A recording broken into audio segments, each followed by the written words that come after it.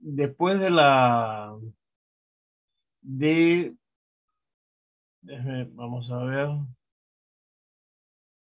este tema después de las demencias, el reto que se van a enfrentar en su práctica como profesionales de la salud cuando ustedes ya estén graduados. Y es el hecho de que la depresión, que es el tema que vamos a tocar hoy día, aquí está pegado mal, es una de las cosas que sí, que efectivamente ustedes van a tener que tocar a lo largo de toda su profesión, vuelvo a repetir.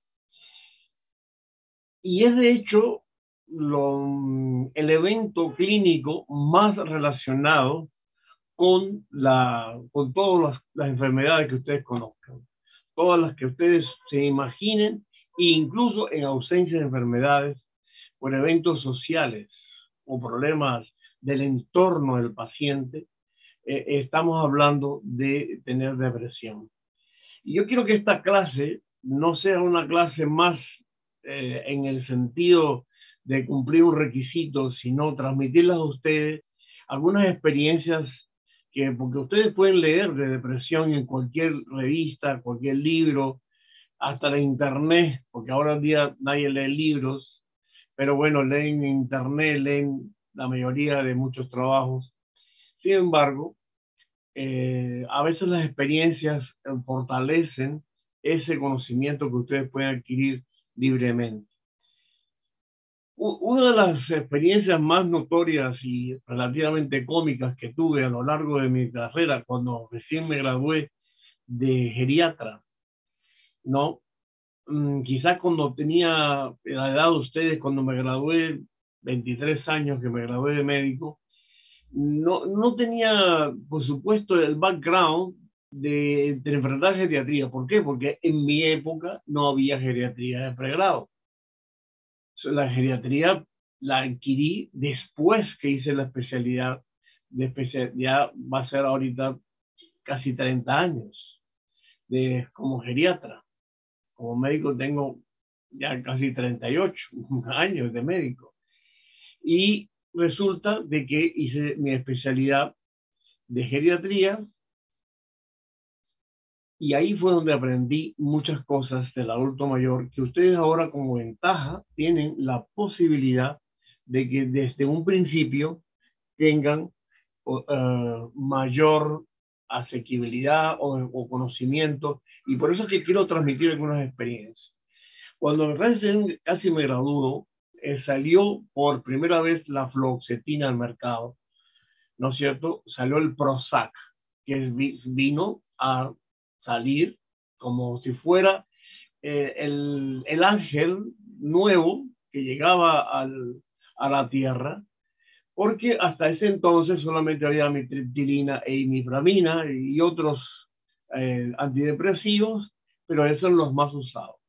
Yo me recuerdo que en mi especialidad, durante la realización, tuve una doctora que era la profesora, la jefa de servicio de geriatría de un hospital muy bueno, que yo hice la especialidad, uno de los mejores, bueno, el mejor hospital que había en La Habana en ese momento. Y me dio gracia porque un día le preguntamos, ¿por qué no se puede dar la mitriptilina y la mipramina? Y nunca se me olvidará ese gesto, en paz descanse esta doctora, le decía, bueno, porque hace el paciente, o sea, como un gesto de daño, pero no me describió el daño. Lógicamente yo tuve que leer después todas las reacciones secundarias que produce esos dos medicamentos. Y ella me decía, y bueno, aprendí que no se debería dar y que no. Entonces salió el Prozac, la fluoxetina en ese instante, cuando ya estaba recién graduado. Y cuando sale la fluoxetina, me acuerdo que yo tenía una paciente, era la mamá de unos vecinos míos que vivían al frente, y me la trajeron para que yo la viera. Y ellos, como tenían posibilidades de familias en Estados Unidos y demás, salió al mercado, pues yo le hice la receta y se la compraron y se la mandaron desde Estados Unidos para acá, para Cuba, en ese instante. Y fue la primera paciente que yo utilicé recién estrenado el Prozac, ahí se lo indiqué. Y nunca se me olvidará esta señora que tenía una depresión porque ella se había jubilado de actriz secundaria en el teatro y ya no la llamaban porque estaba muy vieja, porque tenía 70 años, ¿no? Tenía como 80 años la señora, realmente. Y la habían, ya no la llamaban para actuar, ya no la consideraban. Entonces ella estaba deprimida por eso. Y bueno, ahí estaba el doctor Eloy, recién graduado, recontra jovencito, le hice su receta y cuando le hice la receta, le trajeron su medicamento y al tiempo viene el esposo como al mes y me dice, doctor, no, tiene que quitarle urgentemente este, ese medicamento a mi esposa. ¿Por qué? ¿Qué pasó? Le dice, doctor, yo tengo 83 años, me ha dado un infarto y si mi mujer sigue tomando ese medicamento me voy a morir. ¿Por qué? ¿Pero qué pasó? Y, bueno, el problema es que ahora quiere sexo todos los días. Y yo, como que usted comprenderá, yo no puedo nada y me puedo morir en un infarto intentando hacer estas cosas. Ahí descubrí que la fluoxetina no era tan buena como uno pensaba y tenía efectos a veces secundarios de euforia. Los pacientes tenían euforia muchas veces en ese sentido. Entonces, por lo tanto, no fue posible, tuve que suspenderlo.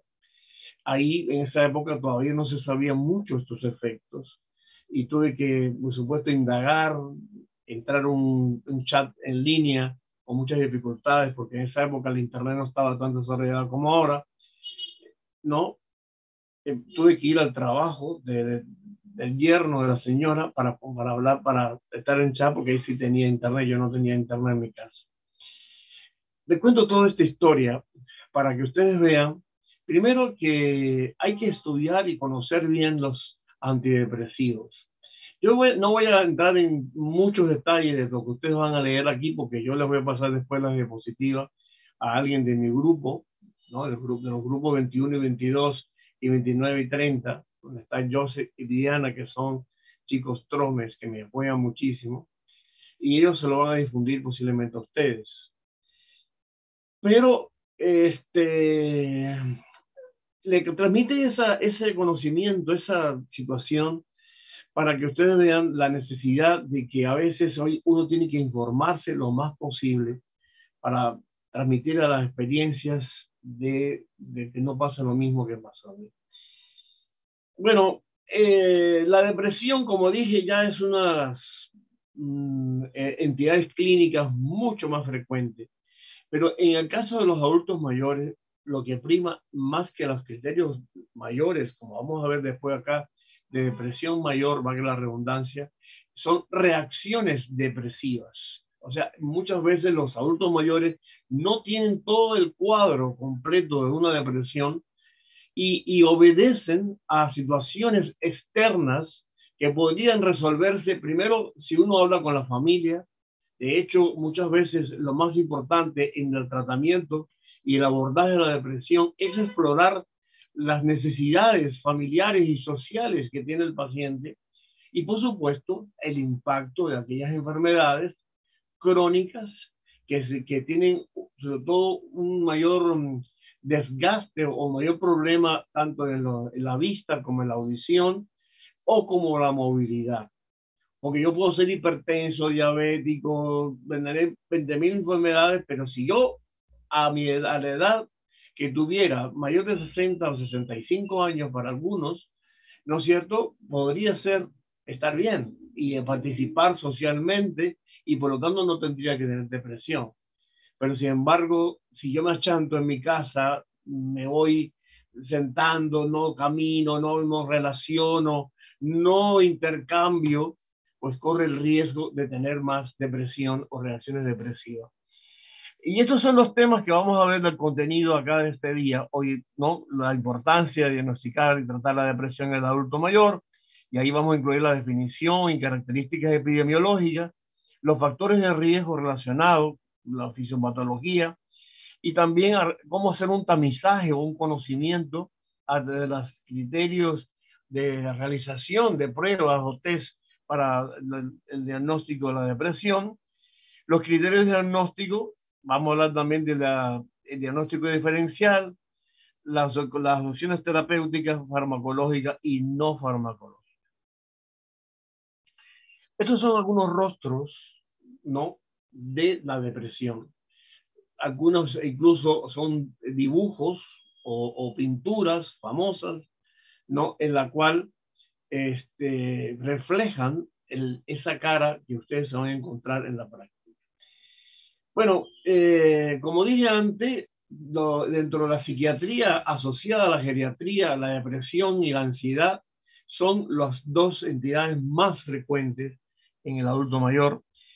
Muchas veces son infradiagnosticados y subtratados porque no le prestan la importancia o no se le diagnostican con toda la fuerza que deberían ser.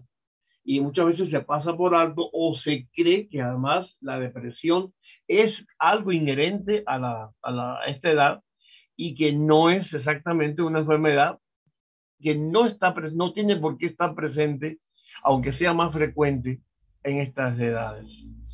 Pero muchas veces también hay discriminación, marginación social y sobre todo un ajeísmo, o sea, comprender de que eso es algo inherente al adulto mayor, a que todo esto es propio del anciano, es propio de los viejos, y no es así. O sea, muchas veces es un nihilismo, o sea, no hacer nada, porque los adultos mayores ya no se puede hacer nada, o es algo que no se puede tratar, o tratar de incluso de intervenir en ese sentido.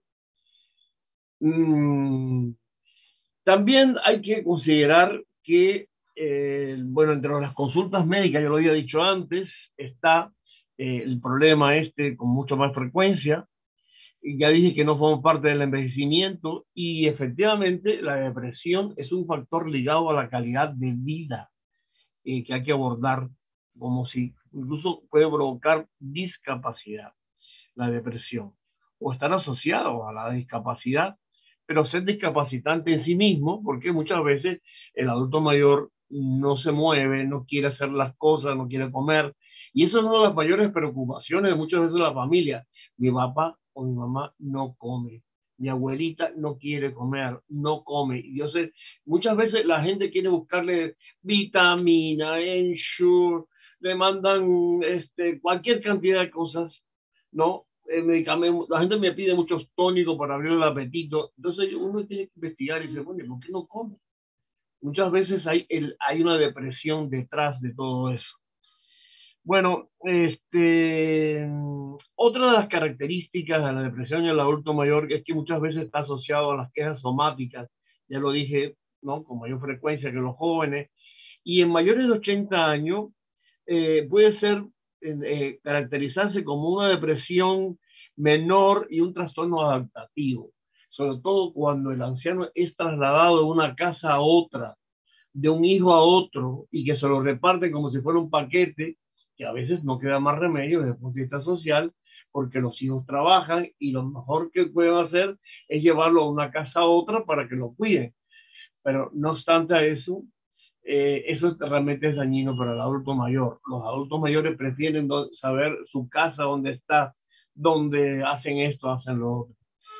También pueden producir una disfunción ejecutiva. Ustedes saben que la función ejecutiva es aquella planificación que hacemos como seres humanos para lograr un objetivo, cualquiera que sea, por más simple que sea. Si usted va a hacer no sé, un ceviche, sabe que tiene que ir a comprar el pescado, que tiene que adobarlo con su limoncito, con su ají y todo lo que lleva un ceviche. Yo no sé mucho de hacer el ceviche, pero más o menos he visto.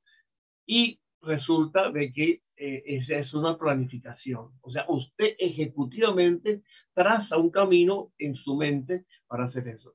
Bueno, pues produce disfunción ejecutiva también y que se relaciona mucho con la depresión. También hay, bueno, formas menores o subclínicas que son los que tienen mayor prevalencia con relación a la depresión mayor y con gran impacto en la vida. Vamos a ver la epidemiología así, someramente. Se habla de que, fíjense, este gráfico de pastel en la que alrededor de que el 85% puede estar sin depresión, pero alrededor de un 20%, no un 14%, podrían tener algún trastorno mental, ya sea demencia o depresión, que son las más frecuentes. Pero se sabe que, primero, que es una fracción, no son todos los adultos mayores que tienen depresión. Y el problema que muchas veces es una depresión unipolar relacionado con esta enfermedad. En una encuesta en Perú que se hizo en el 2017, se estudiaron 4.917 adultos mayores y la depresión no señala que fue el 14% en el Perú. Esto se hizo y se habló de una investigación de la salud mental de los adultos mayores que se publicó en una revista de acá en Perú. Y de esa misma investigación se detectó que las mujeres tienen mayor cantidad de depresión que los hombres. También las edades son a partir de los 75 años y más. Bueno, lógicamente fueron mucho mayores. Las personas sin instrucción tenían mayor riesgo. No tenían pareja, tenían también más posibilidades. Y las zonas rurales, en sentido general, sobre las urbanas, tenían buenas opciones, ¿no? En este sentido. Bueno, por supuesto que la pobreza, definitivamente las cuestiones económicas que preocupan a muchos adultos mayores son causas de depresión. Y bueno, no fue significativo para la discapacidad. Bueno, pues no, no tener discapacidad no fue significativo. Bueno, ya esto es más de lo mismo, ¿verdad? Estamos hablando de que el Alzheimer y las demencias están muy relacionadas, incluso se consideran como una epidemia en este siglo. Podrían considerarse que la prevalencia varía sobre todo en las diferencias metodológicas y criterios eh, clínicos, ¿verdad? Que hay toda una serie de estudios y que puede cambiar. Pero sí se ha hablado que antiguamente en el DSM-4 estaban basados la mayoría de los estudios y recientemente en el DSM-5, de acuerdo a los nuevos criterios, están estudiando si incluso vamos a presentar algunas cosas del DSM-5, que es lo que está ahora en el top, ¿verdad? Ustedes saben que DSM significa Diagnóstica Estadísticas Médicas, que es de la Sociedad Americana de Psiquiatría, que ellos publican cada cierto tiempo una actualización de los criterios de las enfermedades psiquiátricas o neuropsiquiátricas, ¿no? Donde incluye el Alzheimer, la depresión, incluso tiene un capítulo para el adulto mayor. No, fíjense que dice que la OMS también señala, dependiendo de esas diferencias, entre un 10 y hasta en la comunidad, en las residencias, en los asilos, las residencias geriátricas, que también hay un submundo, hay médicos que trabajan para esos asilos que tienen atención de adulto mayor, es de un 15 al 30%, y en los pacientes hospitalizados sube hasta un 40%. Vamos a ver algunos factores de riesgo. Indudablemente, si me preguntaran, doctor, ¿hay algunas, digamos, relaciones o causas biológicas o neurobiológicas? Sí, las hay. Hay algunos estudios que señalan de que, por ejemplo, si hay lesiones en el lóbulo frontal y de izquierdo, muchos de ustedes se recordarán que es en el lóbulo prefrontal, ¿no es cierto? Donde se controla las emociones. Bueno, ustedes recordarán de anatomía, ¿no es cierto? Que la zona del hipocampo o la zona del sistema límbico, donde está incluido el hipocampo, es el zona donde procesan, digo procesa y no controlan las emociones. Usted tiene una emoción, no sé, una cosa que es su entorno, negativa o propia de un problema de discapacidad, un problema de una enfermedad crónica, invalidante, y usted procesa esa emoción inicialmente en el hipocampo, en la zona límbica y específicamente en el hipocampo. Pero cuando a través de los circuitos que ustedes saben que hay de interconexión neuronal entre esta zona y en la zona prefrontal, las personas podrían controlar o tratar de controlar esas emociones negativas que pueden producir depresión. Cuando la persona no puede controlar esto, muchas veces es porque hay una lesión o hay algún tipo de afectación en esa red neuronal que está entre el sistema límbico y el lóbulo prefrontal. Y las lesiones propias del lóbulo prefrontal no se han determinado como causa de una situación de tener depresión. Hay estudios, no voy a referirme mucho por el tiempo, pero hay una serie de estudios incluso con resonancia en asesinos muy interesantes que algún día se los contaré. Las lesiones también, la sustancia blanca, muchas veces relacionado con las hiperintensidades periventriculares, la atrofia córtico subcortical, en los ganglios basales, perdón, el putamen y el núcleo caudado también están relacionados. Y bueno, hay variables genéticas que también de alguna manera u otra, padecer de un familiar a otro aumenta también el riesgo si hay una historia familiar. También hay en las teorías biológicas, hablando un poquito de esto, hay muchas relaciones con determinados neurotransmisores que incluyen, por ejemplo, la alteración en la función monoaminérgica a nivel del sistema nervioso central, pero ahí incluye niveles bajos de norepinefrina y serotonina, y también alteración y el número y afinidad de receptores postsinápticos. Estos receptores que están acá, que pueden destruirse o acabarse o disminuir con los adultos mayores. Y bueno, ya lo dije, en este caso los receptores receptores a nivel de las neuronas postsinápticos que están incluidos. Ahora, también estamos hablando de un daño en el hipocampo, que ya lo mencioné, y desincronización en el ciclo circadiano. Ustedes saben que nosotros trabajamos de día, estamos despiertos y dormimos de noche. Si hay una alteración en el ciclo vigilia-sueño, que podría estar relacionado, y de hecho, uno de los síntomas más característicos de las personas con depresión es que muchas veces no pueden dormir. O sea, se despierta en la noche, hora clavada entre 3 y 4 de la mañana. Doctor, yo a las 3 o 4 de la mañana no puedo dormir.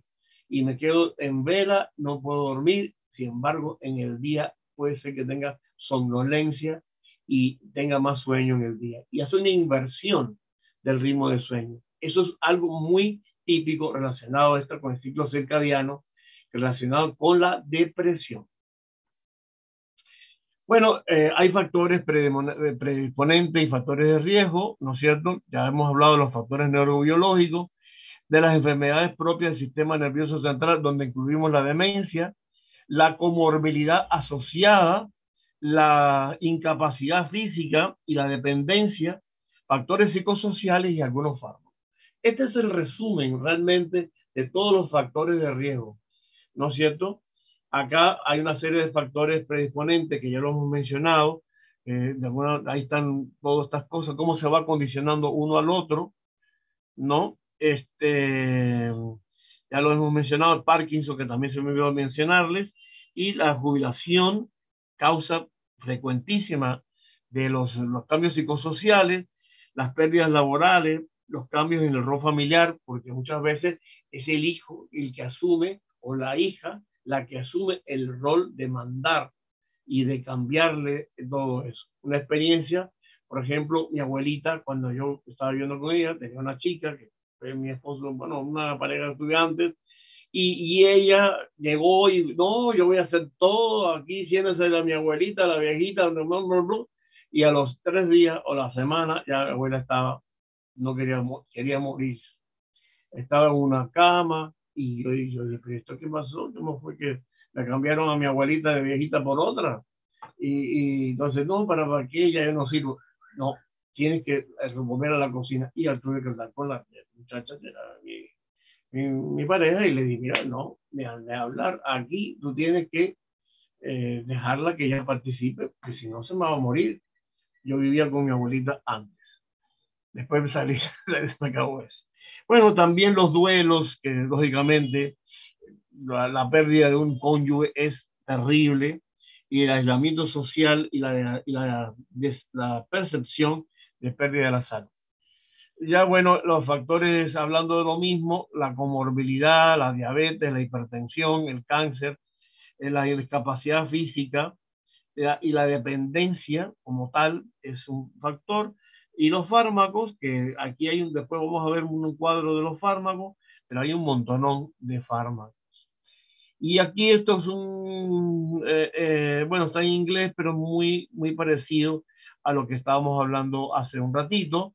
Por eso lo puse porque me gustó este organigrama de advertencia de las cosas, ¿no?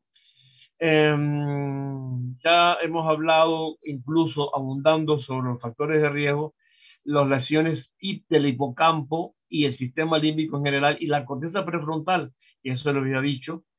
Y bueno, hablando de los neurotransmisores, pero también hay que considerar las patologías vasculares, ¿no? Que producen una depresión tardía. Bueno, esto es lo mismo, más de lo mismo, ¿verdad? Que está hablando aquí con la depresión, eh, que puede, el insomnio, que muchas veces está relacionado con ello. Bueno, hay un factor que como que muchas veces no se habla mucho, y es el factor suicida en los adultos mayores. Los adultos mayores aparentemente no tienen mayor cantidad de suicidios que los jóvenes y que adolescentes o adultos más jóvenes. Sin embargo, se da. Y yo me acuerdo, incluso cuando estaba todavía en la secundaria, una señora que vivía al lado de mi casa, que, bueno, ahí, contigo ahí más o menos, que era la que tenía teléfono para varios vecinos. Y ella, cuando yo no tenía teléfono en casa, y cuando uno llamaba de algún familiar, oye, mira, te llaman por teléfono, tú ibas allí a hablar. Y eso un día se dio candela. No se sabe nunca, nunca se supo por qué, pero a mí me tocó, yo estaba estudiando después medicina cuando sucedió eso, y me acuerdo que tuve que ir allí así como ustedes, pero todavía estaba más jovencito, o sea, no estaba en los primeros años y enfrentarme a ese fenómeno. Pero hay también factores de riesgo y predictivos del riesgo suicida en el adulto mayor, ¿no es cierto? En la cual, fíjense que no siempre es todo como lo pintan en color de rosa, pero sí se puede ver. No, la conducta suicida en el adulto mayor tiene características propias.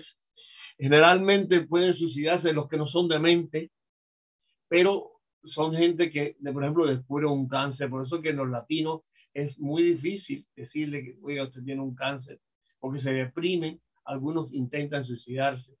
Quizás por cultura religiosa, acá en Perú la gente no se suicida. Bueno, también, bueno, la relación con la pérdida de hijos, esposos, amistades, el trabajo y el rol que tienen en la sociedad y en la familia son también muy importantes. También está muy relacionado con los tipos de personalidad, ¿verdad? Sobre todo los tipos de personalidad narcisista y obsesiva podrían estar relacionados con la depresión. Vamos a ver los síntomas y signos, ¿no? Bueno, la presentación evidentemente difiere con otras etapas de la vida. Realmente puede evolucionar desde formas episódicas a crónicas, o sea, la gente puede estar bien, puede estar mal, sin constituir una enfermedad o, de un proceso psiquiátrico en la cual la persona puede evolucionar, ¿no? Una psicosis maníaco-depresiva, que es diferente. Podría parecer así, pero generalmente puede ser que esté bien, hay un problema del entorno, se deprime y el paciente puede evolucionar así, ¿no? De acuerdo a las circunstancias. Casi siempre existe una comorbilidad oculta que muchas veces disimula esas manifestaciones. La persona podría manifestar una depresión y hay detrás de todo eso una enfermedad con quejas somáticas, ¿no? Que pueden ser la expresión fundamentalmente de la depresión. Y bueno, aquí estamos hablando de que estos son algunos estados de ánimo asociados a la depresión. Pueden estar irritables, pueden estar efectivamente con una actitud deprimida, preocupaciones hipocondriacas, la gente que viene al médico, me duele aquí, me duele allá, tú le resuelves y a la semana está con otro problema y nunca se le quita, los hipocondriacos, las quejas somáticas de dolores, muchas veces los dolores que subsisten o persisten no están ahí, están asociados a todo esto. Los accesos al llanto, ¿no? Que tú lo ves que lloran, y por supuesto la ansiedad, que son las relaciones. En las formas clínicas de dolor, de depresión, perdón, está la depresión mayor, que de acuerdo a los criterios de DSM-5, vamos a verlo, la distimia, que es un cuadro bastante, relativamente frecuente, es generalmente de causa endógena y es una depresión que persiste, ¿no? Y persiste durante más de 2 años. Está también los trastornos de adaptación, que son los más frecuentes en general, y son muchas veces, hay que diagnosticarlo por exclusión. No tiene una enfermedad discapacitante, no tiene esto, no tiene lo otro. Sin embargo, la persona podría eventualmente tener un trastorno de adaptativo, pues, después de que uno descarte todo. Y también están los trastornos bipolares, que son en menos frecuencia, pero pueden estar, como ya lo acabo de decir, periodos de depresión y maníacos. Sí se pueden dar, pero es poco frecuente en el adulto mayor. Y estos son los criterios del DSM-5, ¿verdad? Los criterios del DSM-5, fíjense que hay todo esto que está acá, los criterios A, B, C, I, D y E, ¿no es cierto? En los que por lo menos tienen que estar deben incluir al menos uno o dos de los primeros, tanto el ánimo deprimido como la disminución del interés, el placer, y estar persistentemente a menos 2 semanas para decir que hay una depresión. Y esto es justamente referente a lo que acabamos de ver, tienen que estar 5 o más de los síntomas para considerarlo como una depresión mayor. Fíjense que esto se refiere a la depresión mayor, es la depresión con toda la gama de cosas, que no es lo más frecuente en el adulto mayor, sino más bien reacciones depresivas. Pero sí, eso es lo que dice el DSM-5. Ahora, el DSM-5 no se cumple en todos los ancianos deprimidos. Muchas veces hay o mucha irritabilidad o se agita el paciente, hay más bien preocupaciones o quejas somáticas, deterioro cognitivo, ¿no es cierto? Y todo lo que más están ahí, ¿no? Muchas veces hay problemas de alcohol y drogas, que los adultos mayores, ustedes mismos estudiaron un caso de un paciente que era marihuanero, que lo estudiaron cuando estuvieron uno de los temas de práctica que han estudiado. Bueno, lógicamente, no refleja específicamente lo cual motiva un subdiagnóstico, porque muchas veces no están los 5 criterios juntos, a menos uno o 2 semanas, y entonces por lo tanto ahí no tiene depresión. La distimia, que es la segunda causa, ¿no? Después de los trastornos adaptativos, es una de las causas más frecuentes en adultos mayores, pero también hay mucha dificultad en distinguir entre la distimia y la depresión mayor, ¿no? El trastorno bipolar, que es sobre todo es más frecuente antes de los 50 años. Son trastornos más depresivos y bueno, la prevalencia es de 0,1 a 0,5%, bien bajo en sentido general. Y sin embargo, aquí está el rey de lo que hemos hablado, que el trastorno adaptativo es con mucho mayor la reacción emocional y ansiedad desproporcionada a los 3 meses posteriores del estímulo estresante que puede estar el paciente. Suele ocurrir hasta 6 meses o hacerse crónica la recuperación, ¿no? Este tipo de trastorno adaptativo. Y por supuesto, está muy relacionado con las pérdidas físicas y emocionales y que también los problemas de la hospitalización. Y bueno, estos son algunas otras manifestaciones, como por ejemplo, falta de confianza en sí mismo, la autoconfianza, el remordimiento, la mala concentración, la mala memoria, las pérdidas de interés, las actividades usuales y el pensamiento de suicidio. Para que la vida ya no me vale nada, no quiero ser una carga para nadie, que Dios me lleve, quiero estar con mi esposa arriba, etcétera, etcétera, con mi hijo, se lo llevo todo. Esas expresiones son importantes. Bueno, aquí también, como expresiones somáticas, ¿no? Está también el insomnio, que ya hemos hablado, el retardo en psicomotor y la fatiga, la agitación y la anorexia y pérdida de peso. Esto es recontra frecuente. Muchos adultos mayores en depresión tienen esto. También hay ideas delirantes cuando hay manifestaciones asociadas psicóticas. Hay también ideas delirantes de pobreza, no tengo dinero, no tengo nada, en fin. Y estos son, vamos a ir al diagnóstico, ¿no es cierto? Una buena historia clínica, ¿no? Hay que hacer exámenes auxiliares siempre, hay que descartar todo, exploración de sentimientos, las ganas de vivir y a las escalas. Vamos a ir a las escalas, ¿no es cierto? De todas maneras, la entrevista siempre es el gold estándar en este tipo de cuadro. Y bueno, por supuesto, la valoración individualizada, el BGI, que ya ustedes conocen, es muy importante en ese sentido, ¿no? La valoración afectiva, y vamos a ir a la escala que más se usa, que más se usó y que se creó y que todavía sigue siendo la preponderante, es la escala de depresión de Diez-Savage. Bueno, escala de depresión geriátrica también se llama. Esto fue diseñado por Brin y Diez-Savage en el año 1982, específicamente para el anciano.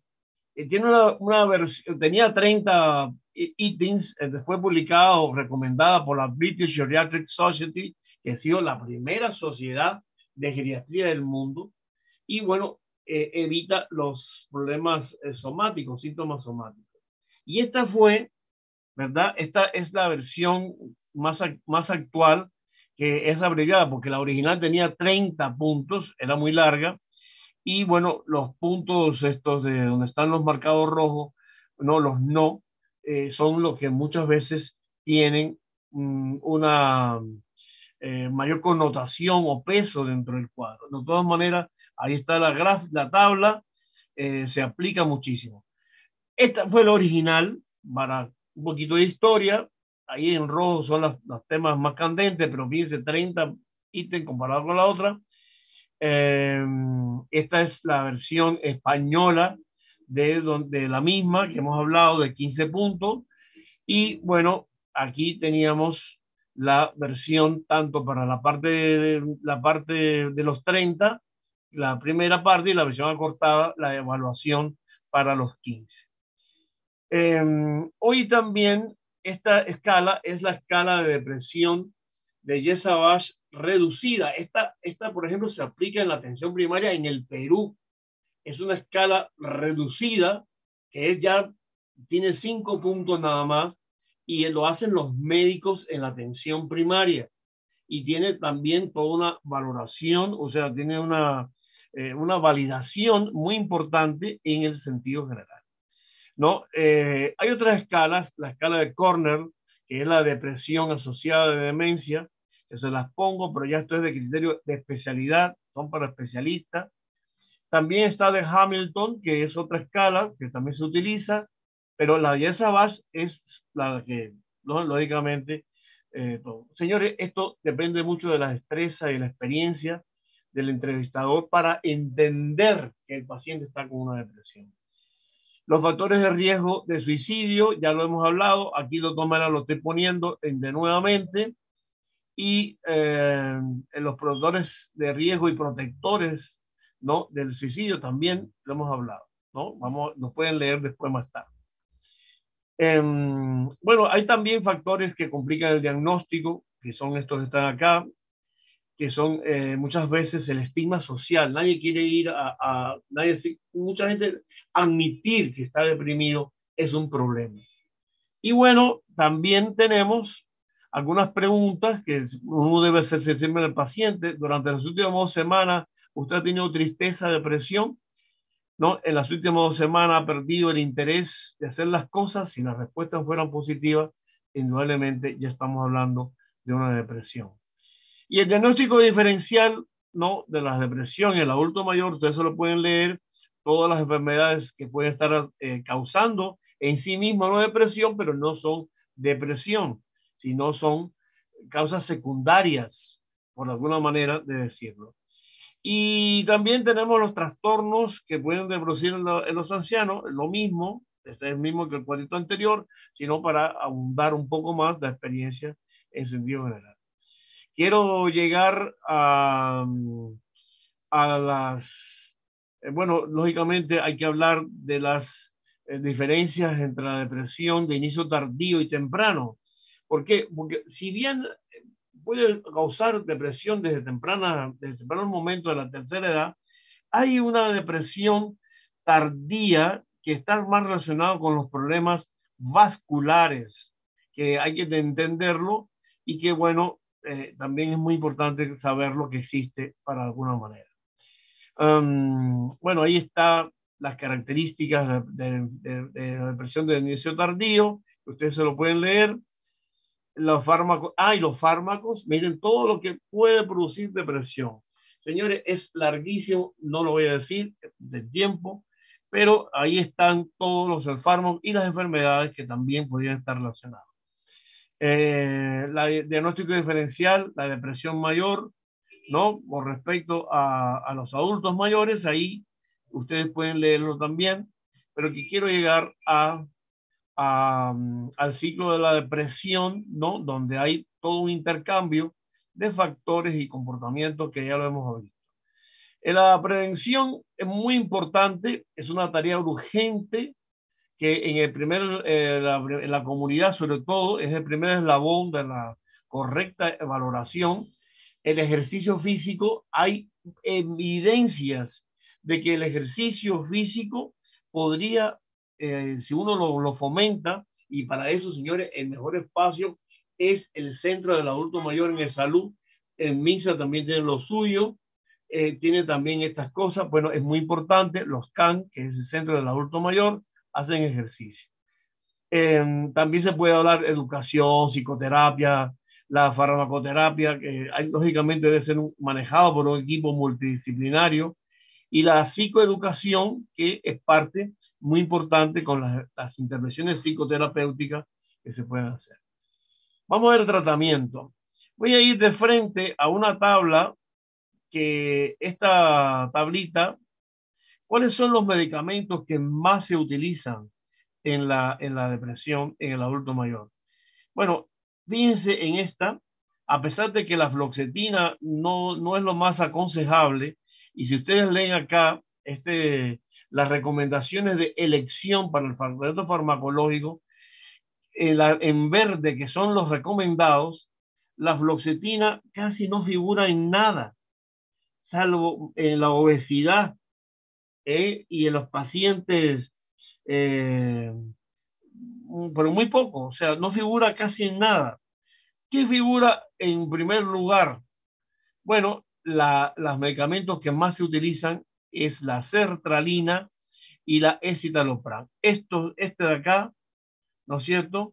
y este de acá. Esos son los medicamentos más frecuentes en los cuales se utilizan Hay una serie de trabajos que estudian, aquí vienen las indicaciones desde el punto de vista de las dosis iniciales. Generalmente, en mi experiencia personal, yo empiezo casi siempre, a mí me gusta mucho la sertralina y después el citalopram. Hay algunos médicos que es al revés, pero estos son los dos que más se utilizan. No obstante eso, hay algunos médicos, psiquiatras, que utilizan fluoxetina, que hay aquí en el Perú, y que Chiclayo específicamente, y utilizan la fluoxetina, pero a expensas de las reacciones secundarias. Nosotros los geriatras nos reservamos el derecho o la precaución de no indicarlo. Esto es lo más de lo mismo, ¿verdad? En la que, fíjense, generalmente las tabletas de sertralina son de 50 miligramos y nosotros empezamos desde casi lo mínimo, un cuarto de tableta, ¿no? Y vamos aumentando gradualmente después de 2 semanas de uso. Generalmente son 15 días el tratamiento y después sube la dosis. Va subiendo y puede llegar a una tableta por lo general. Fíjense, aquí la sertralina no puede llegar hasta 150, pero rara vez llegamos hasta esa dosis, ¿no es cierto? Porque en el caso de los adultos mayores, cuando el paciente persiste más de 6 meses o un año, a los 6 meses incluso le hacemos un corte, el paciente sigue, bueno, hay que cambiarle o reevaluar la posible causa de este paciente. Bueno, los inhibidores de la recaptación de la serotonina, que es este grupo, donde está sertralina, escitalopram, fluoxetina y paraxetina, la primera que fue de todo esto fue indudablemente la fluoxetina. Están ahí, ellos tienen el perfil farmacológico más apropiado para las personas mayores y no están indicados en caso de anorexia o pérdida de peso o síntomas extrapiramidales, pero sí son los que más se utilizan. Bueno, aquí un poco hablando de lo que es la serotonina y la depresión, un poco abundando sobre lo mismo, pero el tratamiento de los antidepresivos de tercera generación, como la mirtazapina, que también se utiliza, lo dicen más los psiquiatras, ¿no? También han demostrado que tienen alta eficacia y tolerancia. Pero en la práctica, la mirtazapina, por experiencia, produce mucha sedación y mucha somnolencia. Generalmente, fíjense otra cosa, otro detalle. Casi todas las guías dicen que los medicamentos antidepresivos se deben tomar en el desayuno. Y ustedes háganlo así. Pero en mi experiencia, cuando el paciente le produce una sedación y una somnolencia que a mí no me conviene durante el día, yo personalmente me salto la guía y me voy a darlo por la noche. Tengo mejores resultados, no en todos los pacientes. El paciente que lo tolera, déselo en el día, pero salvo excepciones, se puede dar en la noche en sentido general. Bueno, también es muy importante hablar, bueno, de esta, la venlafaxina, que es ya un medicamento máximo, más para las reacciones, para los pacientes con depresión de larga data, que son los que se utilizan en este sentido. Bien, lo que más se utiliza en nuestro medio es la mirtazapina, ¿verdad? Que es un dual, actúa para la inhibidor de la recaptación de la norepinefrina o noradrenalina y la serotonina. Les cuento un poquito rápido de que el problema está que ustedes saben que en el espacio sináptico sale el neurotransmisor, la sertralina, por poner un ejemplo, y contacta a los neurotransmisores o los receptores postsinápticos. Una vez que contacta la sertralina, que es un neurotransmisor, termina su función y se degrada. Pero uno de los problemas desde el punto de vista fisiopatológico es que la serotonina, cuando hay una alteración, se recacta, o sea, vuelve hacia atrás, produciendo una alteración, una disfunción y una limitación en nuevos pasos de sertralina en la serotonina en el neurotransmisor. ¿Qué pasa aquí? Que eso es negativo y las personas pueden tener. Entonces, esto ayuda a que no se recapte, a que no vuelva como una alteración a reincorporarse para atrás y por lo tanto no inhibir ese espacio sináptico que tiene que estar fluido.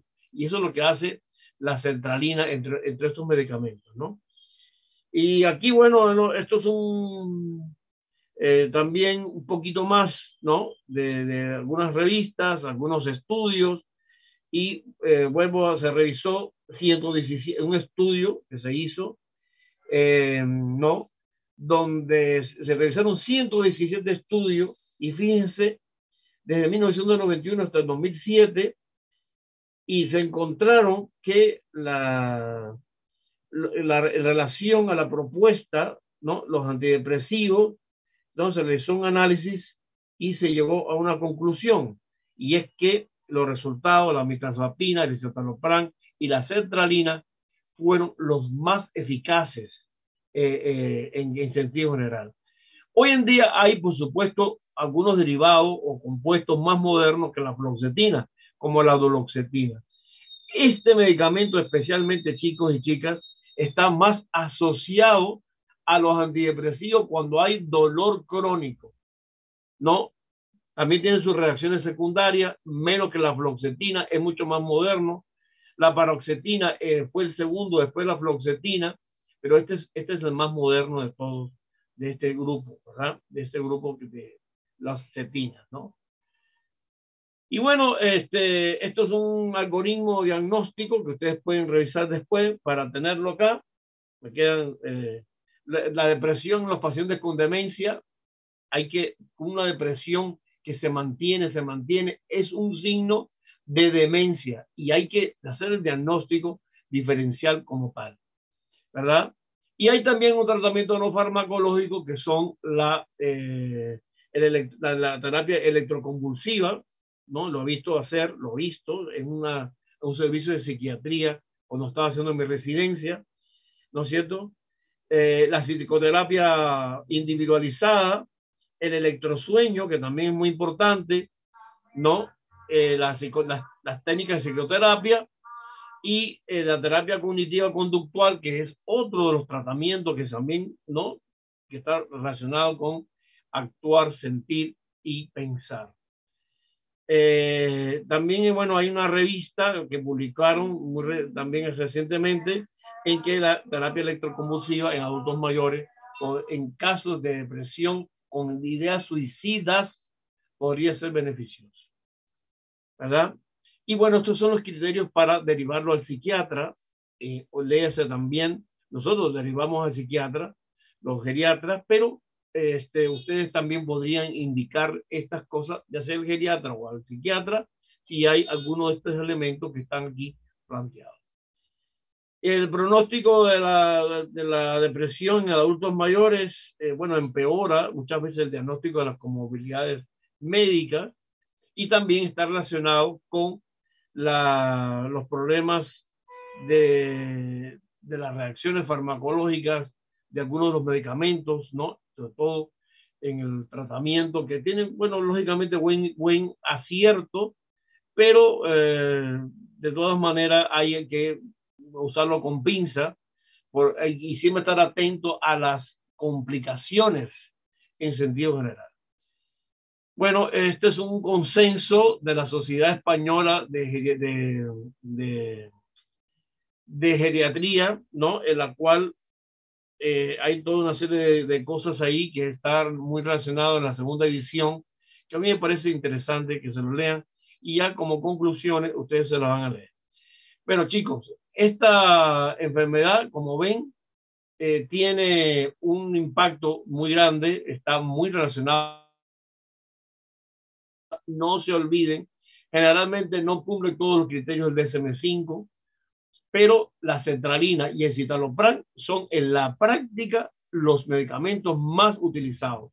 La mirtazapina, como tercera opción, junto con la vaccina, lo utilizan los psiquiatras, generalmente son pacientes con ya un trastorno mayor o mantenido o continuo que no se mejora con la sertralina. A veces, sin pastilla alguna, se le quita la depresión si uno mejora el entorno de los pacientes.